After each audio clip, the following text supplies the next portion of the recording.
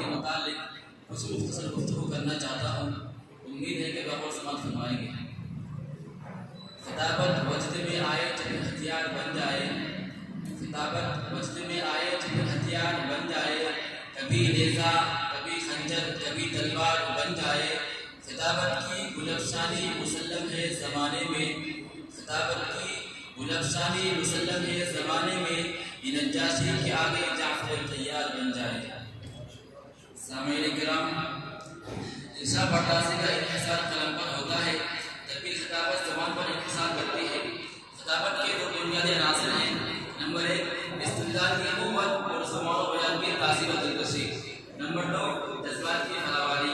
خطیب اپنے حسن فکر و خیال کو پیش کرتا ہے تو اس کا مقصد یہ ہوتا ہے کہ دلیل برہان اور زور بیانی اور طاقت لسانی کی قوت سے اسے سامعین کے دل میں اتار دے اور ان کے احساس و جذبات کو اپنی جانب کھینچ لے۔ یہیں سے ایک مدرس، ایک فلسفی اور ایک خطیب کے درمیان امتیاز پیدا ہو جاتا ہے۔ ایک مدرس یا فلسفی استدلال کا سہارا لیتا ہے اور عقل کو مخاطب بناتا ہے، جبکہ ایک خطیب سامعین کے جذبات میں تلاطم و تموج کی لہریں ابھارتا ہے۔ جو خطیب انسانی جذبات کو چھیڑ کر عمل پر آمادہ نہ کر سکے وہ کوئی مدرس، فلسفی یا عالم ہوگا، خطیب نہ ہوگا۔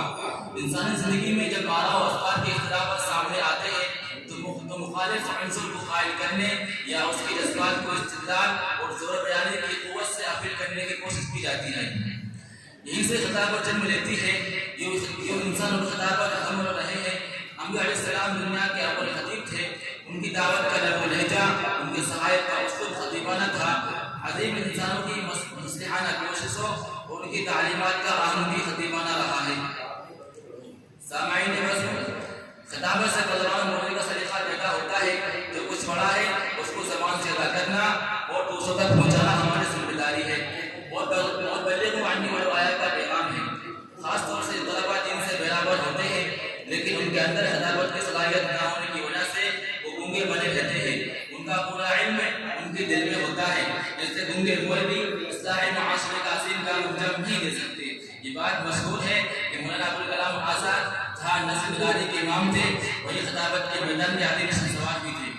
فلک جھپکتے ہی حضرت قلوب کے اندر انقلاب کی آگ بجھ دیا کرتے تھے۔ مولانا اللہ شاہ بخاری کے بارے میں مشہور ہے کہ اپنی خطابت کے زہر سے ہزاروں لوگوں کو جہاد آزادی پر کھڑا کر دیا کرتے تھے۔